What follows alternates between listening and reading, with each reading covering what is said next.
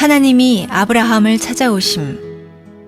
창세기 18장 1절로 15절 말씀. 여호와께서 마므레의 상수리 나무들이 있는 곳에서 아브라함에게 나타나시니라. 날이 뜨거울 때에 그가 장막문에 앉아 있다가 눈을 들어본즉 사람 셋이 맞은편에 서 있는지라. 그가 그들을 보자 곧 장막문에서 달려나가 영접하며 몸을 땅에 굽혀 이르되, 내 주여, 내가 주께 은혜를 입었사오면 원하건대 종을 떠나 지나가지 마시옵고 물을 조금 가져오게 하사 당신들의 발을 씻으시고 나무 아래에서 쉬소서. 내가 떡을 조금 가져오리니 당신들의 마음을 상쾌하게 하신 후에 지나가소서. 당신들이 종에게 오셨음이니이다. 그들이 이르되, 내 말대로 그리하라. 아브라함이 급히 장막으로 가서 사라에게 이르되, 속히 고운 가루 3쌀을 가져다가 반죽하여 떡을 만들라 하고, 아브라함이 또 가축대 있는 곳으로 달려가서 기름지고 좋은 송아지를 잡아 하인에게 주니 그가 급히 요리한지라. 아브라함이 엉긴 젖과 우유와 하인이 요리한 송아지를 가져다가 그들 앞에 차려놓고 나무 아래에 모셔 섬에 그들이 먹으니라. 그들이 아브라함에게 이르되, 내 아내 사라가 어디 있느냐? 대답하되, 장막에 있나이다. 그가 이르시되, 내년 이맘때 내가 반드시 네게로 돌아오리니 내 아내 사라에게 아들이 있으리라 하시니 사라가 그 뒤 장막문에서 들었더라. 아브라함과 사라는 나이가 많아 늙었고 사라에게는 여성의 생리가 끊어졌는지라. 사라가 속으로 웃고 이르되, 내가 노쇠하였고 내 주인도 늙었으니 내게 무슨 즐거움이 있으리요. 여호와께서 아브라함에게 이르시되, 사라가 왜 웃으며 이르기를 내가 늙었거늘 어떻게 아들을 낳으리요 하느냐. 여호와께 능하지 못할 일이 있겠느냐. 기한이 이를 때에 내가 내게로 돌아오리니 사라에게 아들이 있으리라. 사라가 두려워서 부인하여 이르되, 내가 웃지 아니하였나이다. 이르시되, 아니라 내가 웃었느니라. 함께 한번 기도하시고 우리 하나님의 말씀 듣겠습니다. 하나님, 은혜를 감사합니다. 주님, 날씨가 무척 쌀쌀해졌지만 우리의 마음만은 하나님을 향한 열정으로 뜨거워지게 하여 주시옵소서. 예수님의 이름으로 기도합니다. 아멘. 하나님께서 우리가 하나님을 찾기 전에 먼저 우리를 찾아오십니다. 1절을 보니까 하나님께서 아브라함에게 나타나셨다고 했어요. 아브라함이 하나님께 간 게 아니고 하나님이 아브라함에게 오셨습니다. 로마 바티칸의 시스틴 성당 천정에는 세계적인 화가 미켈란젤로가 그린 천지창조가 있습니다.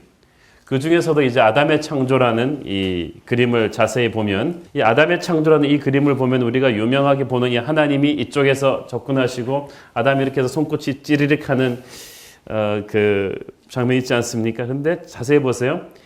하나님 쪽을 잘 보세요. 하나님 쪽을 잘 보면 하나님은 인간을 향해서 온 힘을 다해서 근육이 쫙 쏠리고 있어요. 그러니까 굉장히 사람에게 다가가려고 안간힘을 쓰고 계시는데 상대적으로 이 아담의 자세는 대단히 건방집니다. 촥 누워가지고 가짜는 표정으로 이렇게 손을 촥 늘어뜨리고 뭐 만질 테면 만지고 안 하면 말을 하는 그런 그런데 그 아담의 손가락을 하나님이 온 힘을 다해서 터치하고 있습니다. 여러분 그렇게 생각하고 못 보셨죠? 미켈란젤로는 이 그림에서 굉장히 깊은 메시지를 말하고 있는 거예요. 우리가 그를 사랑하면 그가 먼저 우리를 사랑하셨습니다.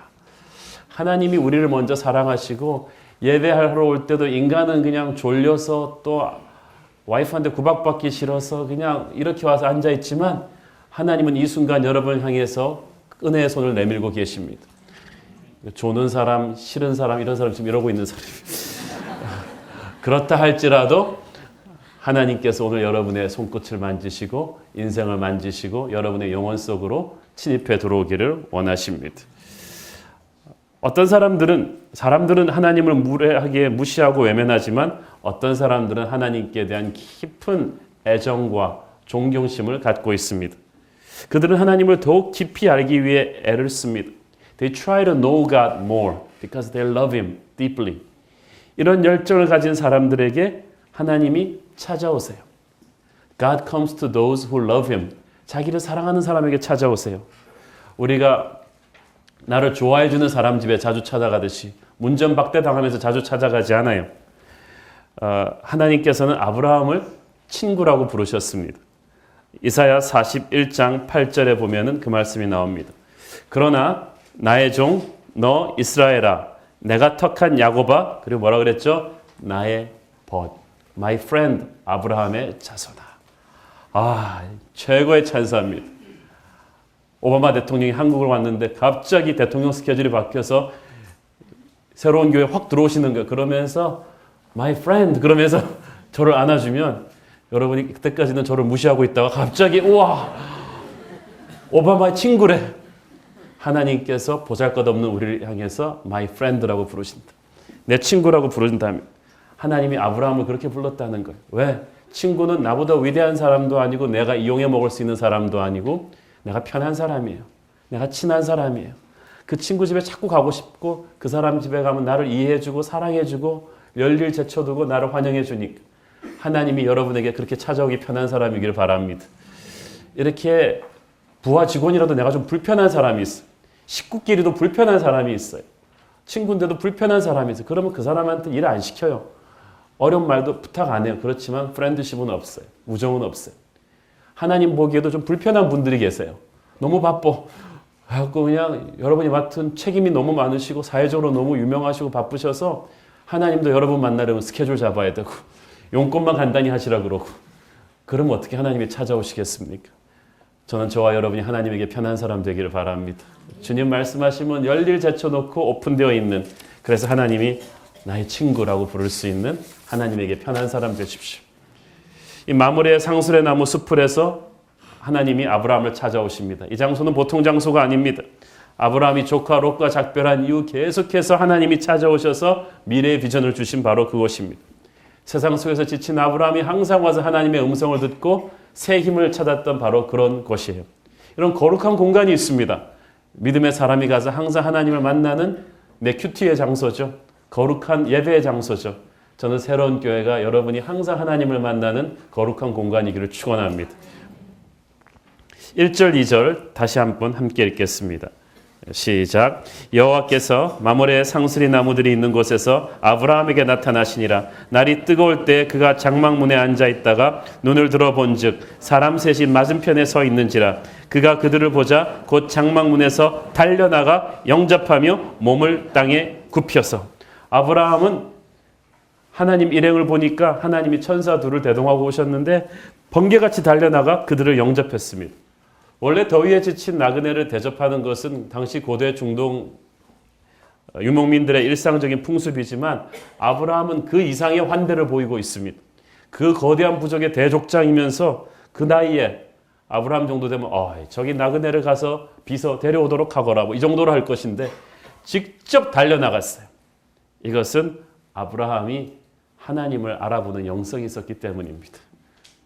하나님 맞이할 때는 여러분 비서시키지 않습니다. 교수님들은 조교시키지 않습니다.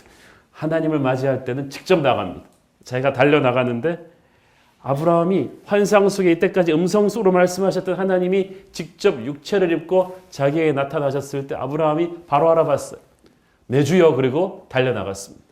어떻게 이렇게 아브라함이 사람의 평범한 복장을 하고는 하나님을 금방 알아봤을까요?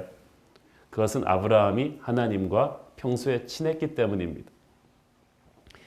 Abraham recognized God because he was close to him, intimate with him. 여러분이 하나님의 음성을 많이 듣고 하나님을 많이 체험하면 금방 하나님 알아봅니다. 하나님과 친하면 금방 알아봐요. 여러분 몇 년 만에 통화해도 여러분 오랜 친구의 음성은 금방 알아들어요. 하나님의 사람은 하나님을 금방 알아봅니다. 하나님의 음성을 듣습니다. 하나님의 음성인가 아닌가 긴가민가 한 건 여러분이 하나님의 음성 들은 지가 오래됐다는 거예요. 친하면 금방 알아들어요. 하나님이 오실 때마다 아브라함의 인생에 큰 감동과 은혜가 있었기 때문에 아브라함은 항상 하나님을 기다렸어요. 항상 하나님을 그리워했어요. 그러니까 하나님 딱 소리 나니까 열정적으로 맞이하러 나간 것입니다. 사람은요, 자기 생각에 따라서 현실에 딱 반응합니다. 그래가지고 자기 애들 과외 학원 보내야 되는 사람은 길 가면서 학원만 보입니다. 딱 보이면 남들은 50km로 달려나가면서 안 보이는데 그 사람은 딱 봐요. 애 과외를 시켜야 되니까. 땅 투기하는 사람은 땅만 보입니다. 하나님에 대해서 항상 생각하는 사람은요, 하나님만 보여요. 저는 여러분이 항상 하나님만 보이기를 바랍니다. 주파수를 딱 맞추고 있으면 하나님이 금방 딱 들어와요. 하나님은 무수히 말씀하고 계시는데 내 영혼에 하나님을 향한 그리움이 없어서 그걸 다 놓친 거예요. 우리가 너무 돈 생각, 다른 생각을 많이 하니까 하나님의 그 끊임없는 음성을 못 들은 거예요. 아마 하나님은 어제도 여러분을 찾아오셨을지 몰라요. 그러나 내가 관심이 없으니까 그냥 스치고 지나가는 거죠. 근데 아브라함은 아니에요. 딱 아무리 바빠도 대족장이니까 얼마나 바빴겠어요. 그래도 하나님 딱 그러니까는 총알같이 반응합니다. 오늘날 우리에게 하나님을 섬길 때 이런 흥분과 감격이 있기를 바랍니다. 신바람이 나서 어쩔 줄을 모르며 내가 가진 모든 것을 다 동원해서 하나님을 웰컴하는 이 아브라함의 모습에서 우리는 참 많은 것을 배우죠. 첫째는 하나님을 알아보는 영성이고 둘째는 하나님을 향한 정성과 열정입니다. 아브라함은 하나님이 자신의 집을 그냥 지나치지 않기를 원했어요. 여기서 보니까 3절 보세요. 이르되 내 주여 내가 주께 은혜를 입었사오면 원하건대 종을 떠나 지나가지 마시옵고 Do not pass me by. 저를 지나가지 마세요. 행여냐 그냥 가실세라. 온 정성을 다해서 오실려면 오시고 말려면 말고 이게 아니었어요. 동네에 잡상인 쫓듯이 하나님 대하는 사람도 있어요. 뭐 오늘 아니면 내일도 있겠지. 뭐 교회가 어디 가나 뭐 그러고 있는 분이 아니에요. 오늘 지나가시는 하나님이 내게 주실 오늘의 은혜가 있어요. 그걸 붙잡으셔야 돼요. 하나님을 향한 일은 하나님이 지금 지나가시면 안 된다. 왜냐하면 아브라함은 알았어요. 하나님이 오실 때마다 자기에게 주는 어떤 메시지가 있고 축복이 있고 격려가 있다는 것을. 그래서 그 하나님을 놓치면 누구 손에? 자기 손에. 사랑하는 여러분, 오늘 주님이 여러분 곁을 스치고 가십니다. 여러분은 하나님을 그냥 보내지 마십시오. 주님, 제 집에 머물러 주세요. 지나가지 마세요. 12의 혈루병 앓던 여인이 예수님을 붙잡은 그 간절함으로 하나님을 붙잡으셔야 돼요. 그냥 예수님을 좋아해서 오빠 부대처럼 붙잡은 그런 청중의 호기심이 아니고 예수님을 지금 붙잡지 않으면 나는 죽는다는 그런 간절함으로 그런 열정으로 하나님을 붙잡는 여러분 되기를 축원합니다. Abraham responded God with passion. 열정을 가지고 하나님에게 응답했어요. 이렇게 열정과 간절함으로 하나님을 만지는 자에게 하나님은 가까이 쑥 다가오십니다. 저는 오늘 하나님이 여러분에게 쑥 다가오시길 바랍니다. 시편 145편 18절 시작. 여호와께서는 자기에게 간구하는 모든 자, 곧 진실하게 간구하는 모든 자에게 가까이 하시는 도다. God comes close to those who call on His name. 진실하게 자기를 부르는 자에게 하나님은 가까이 오십니다. 하나님이 멀리 느껴진다면 여러분이 그를 간절하게 부르지 않기 때문에 그래요. 장난처럼 예배하니까 그래요. 놀듯이 기도하니까 그래요. 그러나 여러분의 마음속에 진실한 갈망이 있다면 하나님이 쑥 다가오실 줄로 믿습니다. 그리고 아브라함의 섬김은 즉각적이었어요. 4절부터 8절까지를 보면은 아브라함이 급히 곧 속히 이런 말이 계속 나와요. 와이프한테 빨리 빵 구우라 그러고요. 빨리 송아지 구우라 그러고요. 급히 속히 아브라함이 역시 한국 사람 피가 좀 있지 않은가 생각이 듭니다. 빨리빨리 하라는 거예요. 저는 여기서 아브라함이 성격이 급하구나라는 그 뜻이 아니고 아브라함이 그만큼 하나님이 좋았구나라는 걸 확신할 수가 있습니다. 여러분이 정말 좋아하면 빨리 뭘 해주고 싶습니다. 정말 사랑하는 여자를 만나면 빨리 쫓아갑니다. 내일 모레 이렇게 미루지 않아요. 스케줄 잡지 않아요. 정말 좋아하면 스케줄이 다 클리어돼요. 곧 달려나가 영접하고 즉시 너무 좋으면 지체하지 않습니다. 싫은 사람 뭐 해줄 때는요. 몸을 비틀면서 귀찮은 듯이 해줍니다. 사랑하면 달라져요. 어머니들이 아들을 끔찍하게 키우는데요. 아들을 포기하게 되는 때가 언제입니까? 아들에게 걸프렌드가 생길 때입니다. 여자친구가 생길 때. 와, 엄마와 여자친구를 대할 때는 하늘과 땅 차이입니다.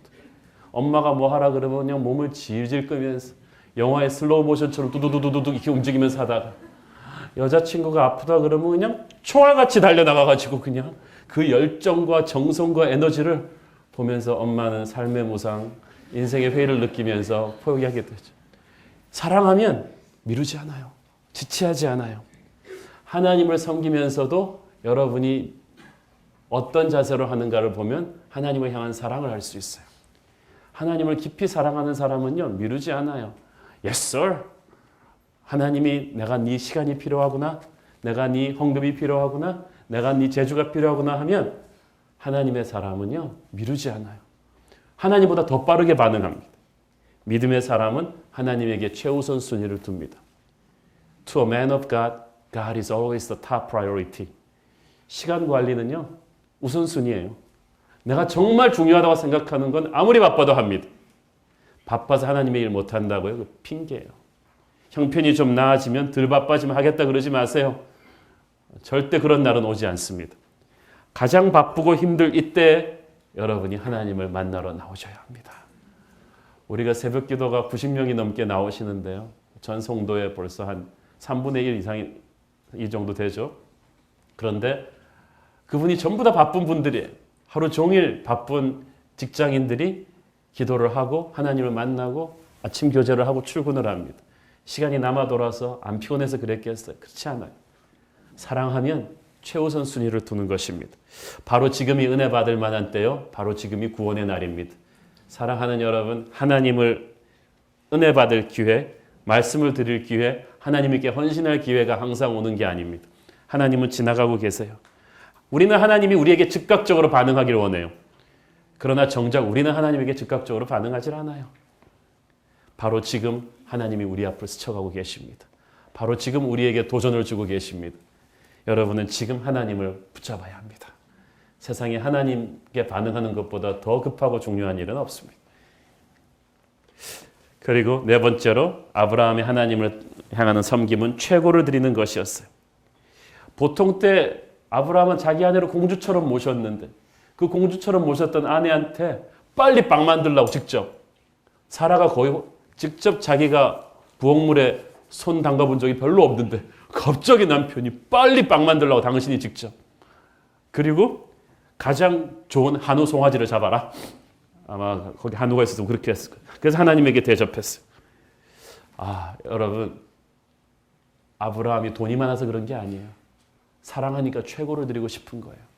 뭉둥이 시므온의 집에 예수의 발에 값비싼 향유를 깨어 부었던 그 여인처럼 하나님의 사람은 그 순간 자신이 가지고 있는 최고를 하나님께 드립니다. 가난하든 부자든 그 순간 가지고 있던 최고를 드립니다. 사랑하는 사람과 식사할 때 돈 아끼지 않아요. 계산기 두드리지 않아요. 하나님을 깊이 사랑하면요, 파격적으로 드립니다. If you love God deeply, you will give to God lavishly. 사랑하면 파격적으로 드립니다. 즐겁게 드립니다. 아주 거룩한 낭비를 하는 것입니다. 여러분이 항상 하나님에게 최고를 드리는 사람 되기를 바랍니다. 그리고 아브라함의 섬김은 겸손의 섬김입니다. 여기서 보니까 8절에 하나님이 식사하시는 동안 아브라함이 모셔 서 있었다라고 되어 있죠. 보통 족장들이 호스트로 대접할 때는 자기도 엄청난 재산과 노예들을 거느린 사람이기 때문에 손님과 같이 앉아서 식사를 하는 게 예법인데 아브라함은 종들이나 하는 자세로 서 있었어요. 최고의 대접을 하나님께 하면서도 아주 천한 자의 자리에 앉아서 겸손을 보였습니다. 우리가 하나님의 일을 할 때 겸손해야 돼요. 하나님의 일을 하긴 하는데 굉장히 오만하게 하는 분이 있어요. 사람들 눈에 띄는 곳에서 화려하게 칭찬 드리려 하고 자기를 과시하게 하려. 그런 섬김은 진정한 섬김이 아닙니다. 저를부터 시작해서 우리 새로운 교회 모든 목회자들과 성도들은 겸손하게 하나님의 일을 할 수 있게 되기를 축원합니다. 내일 내일 따지려 하지 말고 대접받으려 하지 말고 바쁘다고 핑계대지 말고 힘들다고 핑계대지 말고 아브라함처럼 겸손하게 하나님을 섬기게 하여 주시옵소서. 그리고 하나님께서는 아브라함의 이 서비스를 기쁘게 받으셨습니다. 아브라함이 그렇게 해도 됩니까? 물어보니까 5절에 하나님께서 네 말대로 그리하라. 여기서 우리는 중요한 레슨을 배웁니다. 예배란 내가 드림으로써가 아니라 하나님이 받아주심으로써 완성됩니다. Worship becomes complete only when God receives it, accepts it. 자, 잘 보세요. 우리가 아무리 헌금을 드리고 찬송을 드리고 눈물을 흘려도 하나님이 받지 않는 예배는 헛수고입니다. 가인은 예배를 드렸어요. 가인이 예배를 안 드려서 야단 맞은 게 아니고 잘못된 예배를 드려서 야단 맞은 거예요. 마음에 없는 예배를 드려서 야단 맞은 거예요. 하나님께서 가인의 예배를 안 받으시니까 어떻게 돼요? 하나님이 받지 않는 예배를 드리고 나면요, 우리는 영적인 존재이기 때문에 우리가 알아요. 씁쓸해요. 예배를 드리고 났는데 은혜 충만하지 않고 분노가 일어나요. 그래서 아벨과 싸우잖아요. 근데 하나님께서는 아브라함의 예배를 받으셨어요. 섬김을 받으셨어요. 왜? 하나님은 아브라함의 마음을 아셨기 때문이죠. 하나님께서 우리의 행위를 받으시기 전에 먼저 우리의 마음을 받으십니다. Before God accepts our service, He will accept our hearts. 마음을 받으세요. 아브라함이 나름대로 최고로 대접했지만 최고급 한우 송아지를 드셨다고 하나님이 감동받으신 게 아니고 천지를 다스리시는 하나님의 수준에 보면 한참 못 미치지만 하나님은 하나님을 보고 어쩔 줄을 몰라 좋아하고 흥분하고 어린아이처럼 뛰고 있는 아브라함의 그 마음을 받으신 거예요. 그래서 아마 하나님께서는 모르게 몰라도 흡족한 표정을 지으시면서 그래 네 말대로 그리하라. 가끔 정말 부모를 사랑하는 애가 그냥 음식 다 태워가면서 부모를 대접하겠다고 할 때 수준은 못 미치지만 우리는 그것을 어떤 고급 호텔 음식보다 더 맛있게 먹습니다. 그 마음을 보았기 때문이죠. 저는 하나님께서 우리의 마음을 보시기를 바랍니다. 그리고 하나님이 보시는 우리의 마음이 하나님을 향한 사랑으로 충만하길 바랍니다. 예배를 아무렇게나 드리면 안 됩니다. 나의 최고의 정성을 하나님께 내놓아야 됩니다. 하나님을 만나니까 어쩔 줄 모르는 기쁨과 열정과 감사함으로 여러분이 하나님 앞에 나올 때 하나님께서는 여러분의 예배를 받으십니다. 하나님이 받으시는 예배를 드리면 하늘이 열립니다. 거룩한 능력이 내 안으로 들어옵니다. 축복이 내 안으로 들어옵니다. 치유가 일어나고 눈물이 있고 기적이 일어나고 그것을 우리는 은혜 받았다고 하는 거예요. 자, 이 8절을 보면 이 사람의 모습을 하고 오신 하나님과 아브라함의 식탁 교제가 보이죠. 하나님이 아브라함이 준비해온 음식을 드셨다는 게 굉장히 중요합니다. 사실 성경에서 하나님과의 깊은 교제가 영적인 교제가 같이 먹으면서 많이 이루어집니다. 참된 신앙은 어떻게 보면 이 식탁 공동체예요. 먹을 때처럼 사람 마음을 풀어주는 게 없거든요. 친해지게 하는 방법도 없습니다. 우리 새로운 교회를 사랑하는 많은 분들이 물론 우리 안내도 좋고 예배도 다 좋지만 특히 우리가 주는 김밥을 굉장히 좋아하십니다. 이게 얼마나 이 대중의 마음을 편안하게 녹여주는지 모르겠어요. 우리도 예민한 비즈니스 교섭할 때는 식사 같이 한 다음에 풀잖아요. 예수께서 이 땅에 계셨을 때 그분이 하신 사역의 상당 부분이 벙어리, 병자, 세리, 나병 환자, 가난한 사람들과 함께 식사하시고 교제하신 사역입니다. 같이 밥을 먹는다는 것은 그 사람을 나의 친구로 인정하는 것입니다. 나의 동격으로 인정해 주는 것입니다. 그 사람의 스토리를 들어준다. 너에게 관심이 있다. 함께 웃고 울자는 그런 것입니다. 함께 밥 먹고 나면 확 친해져요.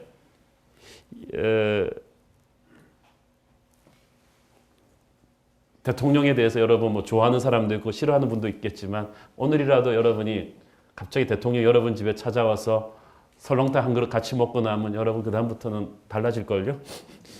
정치적으로 그분과 동의하든 안 하든 상관없어요. 그가 파격적으로 허름한 옷 입고 와서 여러분과 함께 설렁탕을 먹었다.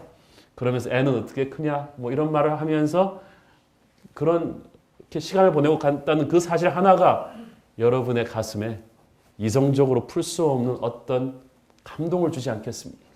하나님이 그러셨어요. 예수께서 이 땅에 오셨을 때 우리와 함께 식사를 하시면서 우리와 하나가 되어주셨습니다. 하늘이 갑자기 내게 가까워진 거예요. 그래서 세상에서 경험할 수 없는 놀라운 기쁨과 새로운 관계가 성립이 됐습니다. 이게 식탁 공동체의 파워예요. 그래서 예수께서 성경에서 비유로 그렇게 말씀하셨죠. 요한계시록 3장 20절 말씀. 계시록 3장 20절 시작. 볼지어다 내가 문 밖에 서서 두드리노니 누구든지 내 음성을 듣고 문을 열면 내가 그에게로 들어가 그와 더불어 먹고 그는 나로 더불어 먹으리라. 하고 많은 말 중에서 먹는다는 말이 굉장히 중요하잖아요. 하나님과 하나가 된다, 교제가 한다, 친구가 된다는 말이에요. 저는 하나님께서 오늘 여러분과 교제하고 싶어 하심을 믿으시길 바랍니다. 이때까지 아브라함에게 하나님은 여러 번 나타나셔서 말씀하셨지만 직접 사람의 몸을 입고 오셔서 아브라함 바로 옆에서 음식도 드시고 하면서 아주 친근하게 교제하신 건 처음이었어요. 7번 하나님이 나타나셨는데 처음이에요. 존경하고 거룩하신 하나님이 갑자기 아브라함 옆으로 확 들어오신 거예요. All of a sudden God came up close and personal. 갑자기 확 들어오셨어요. 아브라함은 전에 없이 새롭게 친밀하게 하나님을 체험하게 되었습니다. 욥기 42장 5절 말씀처럼 내가 전에는 주께 대하여 귀로 듣기만 하였사오나 이제는 눈으로 주를 배움나이다. 귀로만 듣는 하나님이 아니라 눈으로 주를 보는 여러분이 되길 바랍니다. 하나님이 가까이 계세요. 멀리 계시지 않아요. 아브라함의 하나님은 멀리 있으면서 무섭고 포악하고 변덕만 부리는 로마와 그리스 신화의 그런 신들이 아니세요. 아브라함에게 오신 하나님은 말씀하시는 하나님이시고 격려하시는 하나님이고 길을 찾아주시는 하나님이며 우리와 함께 식사하시는 그런 인격체이십니다. 아브라함은 그 하나님을 생생하게 체험한 거예요. 내년에 우리는 교회 주제를 신년표를 하나님을 가까이 close to God 그거로 삼고 전 교인이 큐티를 통해서 기도를 통해서 영성 훈련을 통해서 하나님을 생생하게 가까이 체험하는 한 해가 되기를 축원합니다. 하나님을 깊이 체험하는 것만큼 우리는 달라질 거예요. 하나님은 어떤 추상적인 개념이나 철학이 아니세요. 바로 여기에 계셔서 우리와 교제하는 분입니다. 그분은 나와 말씀하는 분이며 볼 수 있는 분이며 만질 수 있는 분입니다. 사람의 육체를 입고 아브라함과 식사하신 그분은 바로 그 하나님은 바로 구약에 나타난 예수 그리스도세요. 구약에 예수님께서 나타나신 적이 몇 번 있는데 바로 이것입니다. 예수님은 누구십니까? 간단해요. 사람의 육체를 입으신 하나님이십니다. 예수 그리스도를 통해서 미켈란젤로의 그림처럼 하나님이 인간을 만진 거예요. Through Jesus, God touched man. 그리고 예수님을 통해서 인간이 하나님을 만졌어요. 그때부터 하나님이 확 가까워졌어요. 요한일서 1장 1절 말씀 시작. 태초부터 있는 생명의 말씀에 관하여는 우리가 들은 바요 눈으로 본 바요 자세히 보고 우리의 손으로 맡은 바라. That which we have heard, which we have seen, and which we have looked, and which our hands have touched. 우리가 귀로 듣고 눈으로 보고 손으로 만진 바라. 그 말이 무슨 말이에요? 하나님은 생각하는 존재가 아니라 체험하는 거예요. 생생하게 살아계십니다. 그 주님이 우리 안에 살아계셔서 계속 하루 순간순간마다 찾아오셔서 말씀하세요. 여러분이 무시하고 안 믿어서 그렇지요. 그걸 믿으시고 내일부터 살아보세요. 아침에 딱 일어나서 깰 때마다 주님 제게 말씀해 주십시오. 운전할 때마다 제게 말씀해 주십시오. 하나님 내가 말씀하신다는 걸 믿고 선포하고 마음을 깨끗하게 하고 기다리시면 하나님이 쉽게 여러분에게 오십니다. 영적 성장이라 하나님이 언제든지 내 안에 들어올 수 있는 공간을 더 넓게, 더 크게, 더 깊게, 더 기쁘게 내어드리는 것입니다. 서버가 다운되면은 이게 통하지가 않듯이 내가 너무 바빠서 영적 망이 다운되면 하나님 말씀할 수가 없어요. 그래서 인생을 심플하게 해야 돼요. 여러분이 계속 휴대폰으로 심심하면 사람하고만 전화하고 있으면 하나님과 전화할 수 없어요. 쓸데없는 잡담을 줄이세요. 하루 종일 TV만 켜놓고 있으면 하나님의 말씀하실 수 있는 공간이 없어요. TV를 끄는 시간을 많이 가지세요. 홀로 있는 시간을 가지세요. 하늘을 바라보며 자연을 바라보며 산책하는 시간을 가지세요. 그리고 하나님이 말씀하신다고 믿고 기다리십시오. 하나님 오늘 우리에게 찾아오고 계십니다. 하나님의 사람이라면 아브라함처럼 열정적으로 하나님께 반응할 수 있는 이 ready, 준비 자세가 되어 있어야 됩니다. 하나님은 전혀 뜻밖의 시간에 아브라함에게 오셨어요. 한낮에 태양이 내려쬐는 시간, 오후에 밥 먹고 막 식곤증이 오는 그 시간쯤에 하나님이 오세요. 큐티란요, 보통 우리 아침에 해야 된다고 생각하는데 그게 아니라 갑자기 밥 먹고 졸고 있는 아브라함한테 확 오신 거예요. 내일 월요일 점심 먹고 조심하십시오. 하나님이 쑥 오실 수가 있어요. 한참 사람들과 떠들려 신나게 떠들고 나서 점심 먹고 PC를 딱 켜고 졸려가지고 비몽사몽하고 있을 때 하나님이 들어오시는 거예요. 그때 어떻게 할까요? 하나님 좀 졸리니까 딴 데 봅시다. 그거 아니에요. 중요한 건 어떤 순간이든지 하나님에게 타닥 반응하는 것입니다. You have to experience God in every moment of your lives. And you have to respond to Him immediately. 순식간에 반응하셔야 됩니다. 하나님이 멀리 있다고 느껴진다면 이 경건의 연습을 안 하기 때문입니다. 중세기에 로렌스 형제라고 하는 아주 평범한 교육도 별로 못 받은 분이 있었는데 이 사람은 수도원에서 하루 종일 음식 만들고 청소하는 평범한 사람이었어요. 그러나 그는 삶의 순간순간에서 이렇게 하나님의 임재를 체험하며 하나님과 교제하는 삶을 살았어요. 말씀을 계속 묵상하면서 산책하면서도 하나님의 음성을 기다리고 들에 있는 꽃을 보면서 또 지나가는 그 한이바람을 느끼면서 하나님의 음성을 갈망하고 말씀을 묵상했던 사람이에요. 그래서 그 주위에 있는 사람들은 마치 로렌스 형제로부터 항상 생수의 강이 흘러나오는 것 같은 어떤 보이지 않는 감동과 이 프레시한 터치를 느꼈다고 합니다. 그가 세상을 떠난 뒤 그가 평소에 적은 경건 일기들이 책으로 정리돼서 나왔는데 Practicing the Presence of God, 하나님의 임재를 연습하기라는 유명한 책입니다. 4세기 동안에 해리포터 책보다 훨씬 많이 팔린 큰 경건 서적입니다. 얼마나 많은 사람들에게 감동을 줬는지 모릅니다. 사랑하는 여러분, 여러분의 삶에서 분주함을 줄이고 하나님의 방문을 웰컴하는 모드로 바꿔놓기를 바랍니다. 아브라함을 찾아오셨던 하나님께서는 항상 여러분에게도 찾아오실 것입니다. 골프를 치셔야 한다면 치실 때 크리스찬들이랑 가끔 치시면서 우리 이 홀에서 저 홀로 갈 때는 조금 침묵을 해보자. 좋은 골프장도 하기 좋은 세팅입니다. 여호와는 나의 목자신, 그가 나를 푸른 초장과 잔잔한 물가 위로 인도하기 때문에. 근데 우리가 너무 인간적으로 떠들면 하나님의 음성을 들을 수가 없어요. 자, 그러고 나서 하나님과 두 천사는 배불리 드시고 난 뒤에 비로소 본론을 말씀하십니다. 9절 보세요. 그들이 아브라함에게 이르되 네 안에 사례가 어디 있느냐. 식사가 끝나고 나서 교제가 풍성해지고 나서 관계가 형성된 뒤에야 사역이 나옵니다. 비즈니스. 예배가 있어야 사역이 있는 거예요. Worship first and then ministry. 관계가 형성이 돼야 사명이 주어지는 거예요. 하나님을 깊이 체험하고 난 다음에야 파워 있는 사역을 할 수가 있습니다. 이 순서를 교회들이 거꾸로 뒤집으니까 사고가 나요. 저희도 이제 개척교회, 이제는 벤처교회로 왔습니다만 하면서 일이 급하니까 빨리 사람을 불러서 일을 시켜야겠는데 시간이 걸리더라도 이분이 은혜를 체험하게 해야 됩니다. 영적인 훈련을 하지 않고 하나님의 테이블에서 영적인 피스트를 즐기지 않고 예배가 충만하지 않은 상태에서 일을 시키면 반드시 사고가 납니다. 여러분은 예배 충만하길 바랍니다. 은혜를 충만하게 받으시고 하나님의 일을 하시기를 바랍니다. 자, 그런데 이 10절 읽겠습니다. 시작. 그가 이르시되 내년 이맘때 내가 반드시 네게로 돌아오리니 네 안에 사라에게 아들이 있으리라 하시니 사라가 그뒤 장에서 들었더라.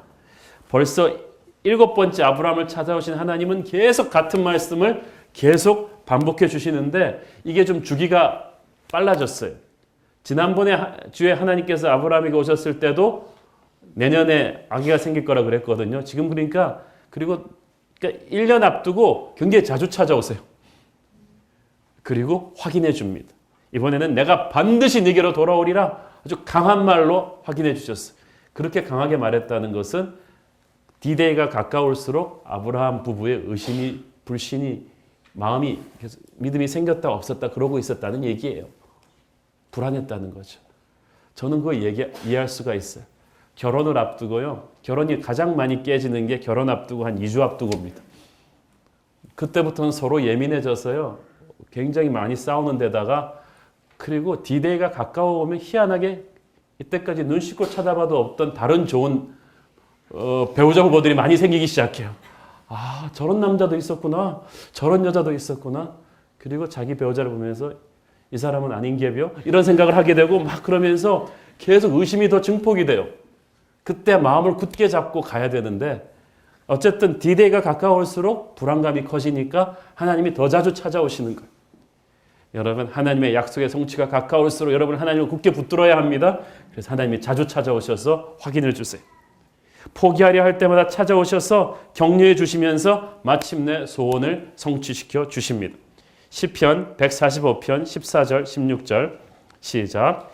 여호와께서는 모든 넘어지는 자들을 붙드시며 비굴한 자들을 일으키시는도다. 모든 사람의 눈이 주를 앙망하오니 주는 때를 따라 그들에게 먹을 것을 주시며 손을 펴사 모든 생물의 소원을 만족하게 하시나. 오늘 하나님을 앙망하는 여러분을 주님이 붙들고 일으키시기를 축원합니다. 때를 따라 여러분에게 먹을 것을 주시고 여러분의 소원을 만족시켜 주실 줄로 믿습니다. 11절 12절. 근데 사라는 어떻게 반응해요? 시작. 아브라함과 사라는 나이가 많아 늙었고 사라에게는 여성의 생리가 끊어졌는지라. 사라가 속으로 웃고 이르되 내가 노쇠하였고 내 주인도 늙었으니 내게 무슨 즐거움이 있으리요. 인간적 기준으로서는 임신이 불가능해요. 생리가 끊어졌으니까. 나이가 들었으니까. 아무리 좋은 믿음도 이런 냉정한 현실 앞에서는 움츠러드는 법이죠. 그래서 참 재밌어요. 속으로 웃었어요. 지난주 아브라함이 웃은 웃음은 그래도 믿음의 경탄의 웃음이지만 사라는 불신의 웃음이에요. 남편이 믿음이 있다고 아내도 있는 거 아니거든요. 하나님은 믿는데 하나님의 능력을 믿지 못해요. 오늘도 그런 분들이 많아요. 하나님을 믿는데 하나님의 능력을 믿진 않아요. 2000년 전에 3000년 전에 모세에게나 홍해를 갈라주셨지 나한테도 그럴 수 있을까라는 생각이 있습니다. 왜냐하면 힘든 현실이 자꾸 묵상이 되니까. 사랑하는 여러분, 저는 여러분이 힘든 현실을 가지고 묵상하지 않게 되기를 바랍니다. 독초는 씹을수록 독만 나옵니다. 말씀을 씹으면 감동이 나오는데요. 문제는 씹으면 씹을수록 가슴에 분노만 생깁니다. 인간의 능력의 한계는 주님의 약속을 의심하게 합니다. 그러나 우리 능력의 한계가 하나님의 시작입니다. 하나님께서 이번에 찾아오신 건 아브라함도 아브라함이지만 사라의 믿음을 좀 확고하게 해주기 위함이었어요. 그러니까 네 안에 사라가 어디 있냐고 찾으신 거 아니겠어요? 아브라함은 열정적으로 하나님을 영접할 믿음이 있는데 사라는 아니에요. 그래서 우리의 영혼을 돌아보시는 하나님께서 사라가 장막 밖에서 엿들으면서 속으로 웃었는데 딱 아시고 네가 왜 웃냐고 하신 거예요. 자, 보세요. 사라는 단지 속으로만 웃었을 뿐입니다. 우리도 그래요. 우리도 겉으로는 좋은 크리스찬인 척해요. 주일날 이렇게 앉아 계시면 누가 알겠어. 그렇지만 설교 들으면서 속으로 웃는 분들이 많단 말이에요.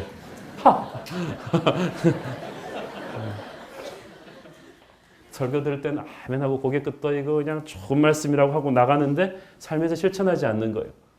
속으로 웃었으니까. 속으로 웃는 분 있으시면 한번 손 들어보시면 우리가 축복해 드리겠습니다. 경건의 모양은 있으나 능력이 없는 거예요. 오늘 속으로 웃는 분 한 분도 없게 되기를 바랍니다. 마음속 깊은 곳에서까지 아멘으로 끝나야 됩니다. 그런데 속으로 웃기는 사라가 웃었는데 하나님은 아브라함을 야단쳤어요. 왜 네 안에 사라가 웃느냐? 아브라함은 지금 밖에 사라가 있는 줄도 몰랐는데 갑자기 놀란 거예요. 사라도 밖에서 뜨끔하고 아브라함도 안에서 뜨끔하고 아니 내가 어떻게 아내가 밖에서 엿듣고 웃는 것까지 책임을 지나. 그런데 그게 영적 지도자예요. 부대에서 한 애가 탈영하면 사단장까지 다 책임지고 옷 벗잖아요. 거기서 지도자의 자리가 무섭다는 거예요. 사랑하는 여러분, 남편 여러분은 가정의 영적인 지도자입니다. 여러분 아내의 믿음을 책임지셔야 돼요. 애만 낳았다고 부모가 되는 거 아니에요. 자식의 영적 믿음을 책임지셔야 돼요. 저는 이 교회 담임 목사로서 여러분들의 영적인 믿음에 대한 책임의식을 갖고 살아야 합니다. 어떻게 해서든 아브라함은 사라를 위해서 기도하든 격려하든 가르치든 어떤 방법을 동원해서든 사라의 믿음도 자기의 믿음과 같도록 해줬어야 했어요. 여러분 모두의 가정이 굳센 믿음이 있기를 바랍니다. 속으로 웃는 사람이 한 명도 없게 되기를 바랍니다. 여러분이 책임지셔야 돼요. 14절 함께 읽겠습니다. 시작. 여호와께 능하지 못한 일이 있겠느냐? 기한이 이를 때 내가 네게로 돌아오리라. 사라에게 아들이 있으리라. 여호와께 능하지 못한 일이 있겠느냐? 생리 문제에 대해서 하나님이 설명해 주지 않았어요. 늙음에 대해서 설명해 주지 않았어요. 하나님은 문제를 보라 해결 방법을 찾아주지 않으시고 나를 믿으라고 하십니다. 사랑하는 여러분, 하나님의 사람들은 문제를 잘 분석해서 뚫고 나온 게 아니고요. 하나님을 붙잡고 뚫고 나온 거예요. 과거의 노예가 되지 않으려면 미래로 나가면 됩니다. If you don't want to be a slave of the past, you have to take hold of the future. 나쁜 것을 안 하려고 하지 말고 좋은 것을 하면 돼요. 상처가 많은 분들은 대개 과거 지향적 인생을 삽니다. 상처가 없는 분들은 상처가 없는 분들이 아니라 미래를 붙잡는 사람들입니다. 저는 새로운 교회에서 여러분이 미래를 붙잡는 축복의 사람 되기를 축원합니다. 의심한 생각을 몰아내려면 믿음의 생각을 하면 돼요. 비전의 생각을 하면 돼요. 절망적인 현실을 벗어나려면 축복의 약속에 집중하면 되는 것입니다. 사랑하는 여러분, 이 눈에는 아무 증거 보이지 않습니다. 그러나 하나님께서 준비한 놀라운 새로운 땅이 있는 것을 믿으세요. 이 아브라함 시리즈, 매 시리즈 전개될 때마다 그것이 여러분의 인생에 하나님이 주는 말씀인 걸 믿으셔야 돼요. 그리고 적용하셔야 돼요. 하나님과 아브라함의 대화를 몰래 엿듣던 사라는 이 나그네가 숨어있던 자신의 생각까지 읽어내는 걸 보고 너무 놀랐어요. 그리고 그때 비로소 하나님인 줄 알았어요. 그래서 얼떨결에 거짓말을 하죠. 밖에 서 있다가 그냥 뛰쳐들어가고 괜히 내가 웃지 않았습니다. 누가 갑자기 나타났어요. 이 참으로 코미디 같은 어이없는 장면에서 하나님도 재밌어요. 그 사라 보고 너도 웃었어 라고 그렇게 말한 거예요. 그리고 끝이에요, 드라마가. 그리고 그 다음에 어떻게 됐는지 몰라요. 그냥 확 카메라가 옮겨져 버렸어요. 저는 그 다음부터 우리의 상상인데 하나님께서 이 사라에게 왜 네가 웃었다라는 말로 끝냈는지, 하나님께서는 우리를 굉장히 야단치고 말을 많이 해야 될 상황에서도 아주 영적인 말씀 한마디로 그 상황을 다 정리하십니다. 간음하다 끌려온 여자를 향해서도 간음죄가 왜 나쁜 죄에 대해 설명해 주지 않고 너를 정죄하던 자가 어디 있느냐? 나도 너를 정죄하지 않노니 가서 다시는 죄를 짓지 말라. 이 말 두 마디로 엄청나게 많은 메시지를 그 여자에게 던져줬어요. 사라에게도 마찬가지예요. 네가 웃었다라는 그 말로 무슨 말을 하신 것입니까? 사라야, 네가 겉으로는 믿음이 있는 것 같지만 너 속으로 굉장히 불안하지. 두려워하지 마라 라는 격려를 주신 거예요. 믿음이란 아까도 말씀드렸듯이 겉으로 보는 현상만 갖고는 알 수가 없어요.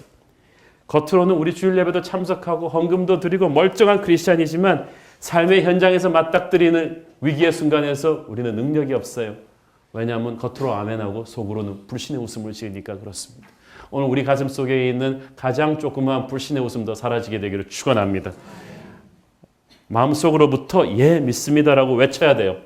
겉과 속이 일치하는 믿음으로까지 올라올 때 그게 하나님의 믿음이에요.